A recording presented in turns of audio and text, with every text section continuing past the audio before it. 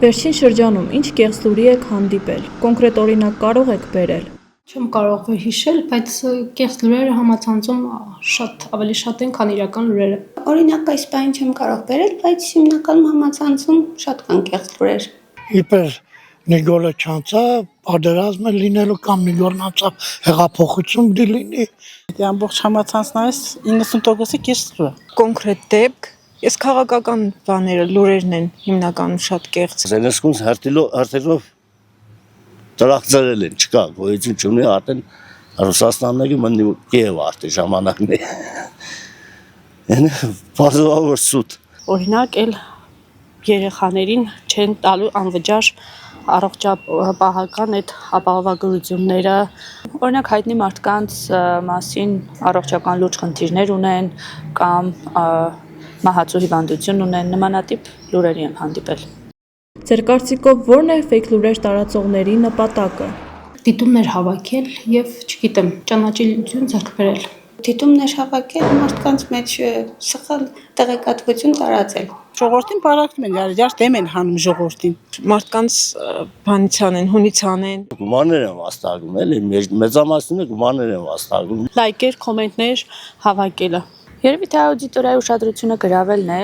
հիմնականում այդ լայքերի, կոմենտների համար։ Հիմնականում ինչ բովանդակությամբ լուրերն են անհանգստացնում ձեր համայնքի բնակիչներին։ Հիմնականում անվտանգային հարցեր երևի։ Երևի քաղաքական էս լուրերն է, էլի, որովհետև այս առօրյա մարդկանց ապրելաձևին, այս իրավիճակին հիմնականում քաղաքական լուրերն են։ Երևի այն լուրերը, որոնք կազդեն մարդկանց հույզերի, զգացմունքների վրա, այդ դրանք են շատ կարծիքով մարդկանց վրա ազդում։ Մեր պարագայում մեր հայրենիքին երկրին վերաբերվող հարցերն են, որ անհանգստացնում են։ Ինչ եք կարծում, կեղծ լուրերը մարդու որոշումների կայացման վրա ազդեցություն գործում են։ Անհատական է դա։ Որոշ մարդկանց վրա այո, որոշ մարդկանց վրա ոչ։ Չէ, մարդու հետ գիտես ինչ, հայացողությունից է կախված, մարդը պիտի իրանից եղնի։ Եթե մարդը ուղեղ չունի, այդ կեղծ լուրը կազդի, եթե ինքը իր մտածելակերպ ունի, ինքը վստահ է իր գիտեցածի ու չգիտեցածի վրա, այդ իրան չի ազդի։ Լրիվ ազդում է։ Անպայման։ Կան որոշ խաղեր, որոնք թողնում են, իհարկե, մարդիկ ովքեր զուտ կարդում են, չեն նայում հստակ է որտեղից է գալիս է տեղեկատվությունը, ճիշտ է, սխալ է, դա կախված մարդու գիտակցական մակարդակից, երևի թե որոշ մասի վրա կարող են ազդել, բայց ովքեր հստակ տիրապետում են կամ գոնե միջին մակարդակի, չեն կարողանա իրենց վախեցնել նյութերը։ Արհեստական բանականությամբ ստեղծված լուսանկարը կամ տեսանյութը տարբերում եք իրականից, ինչ վտանգ է այն իրենից ներկայացնում։ Ես ինքս տարբերակում եմ, բայց չեմ կարծում, որ մեծ վտանգ ներկայացնում է, քանի որ ավելի շատ դեպի արհեստականացիան են գնում։ Վտանգ չի ներկայացնել։ Ոչ էլ տարբերում են։ Հիմնականում տարբերում ենք, բայց կա որակով ավելի պատրաստված տեսանյութեր, որ մենք էլ ենք արդեն սկսում կասկածել։ Վտանգը շատ է,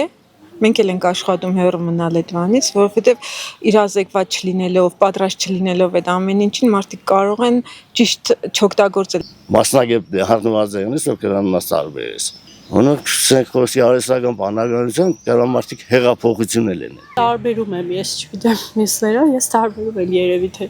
կայքերն էլ առհասարակ, ինտերնետ առհասարակ դրված է ճիշտ օգտագործելու համար, եթե ճիշտ չես օգտագործում, բնականաբար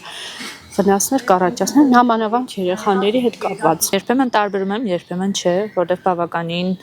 ստացված են լինում։ Վտանգներ իհարկե ունի։